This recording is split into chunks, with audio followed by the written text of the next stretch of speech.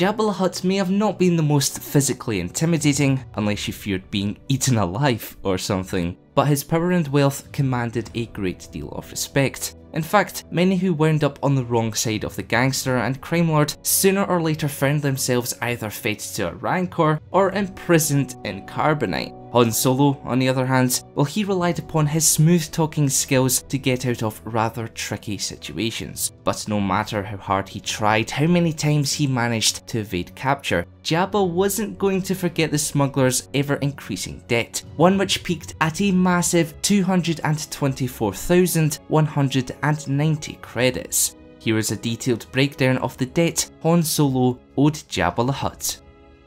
Han Solo's debt to Jabba the Hutt first began prior to the events of Star Wars Episode 4 A New Hope, when the smuggler decided to dump precious cargo as a means of escaping Imperial custody. This very act set his employer back 12,400 credits. Now, to put that into context, the life of Greedo was only considered to be worth 4,100 credits. And yes, as the Rodian worked directly under Jabba up until his timely demise, his death was further added to Han's debt. By this point, everyone's favourite scoundrel had infuriated his former employer so much that 320 credits were raised for bounty notices, 5,000 more were issued to the infamous Boba Fett, whilst another 2,000 credits went towards other bounty hunters for their tracking abilities. Finally, aside from the 125,640 credits attributed to advances on the Millennium Falcon, the rest of the debt came from Jabba the Hutt's steep interest rate, which tallied at 74,730 credits.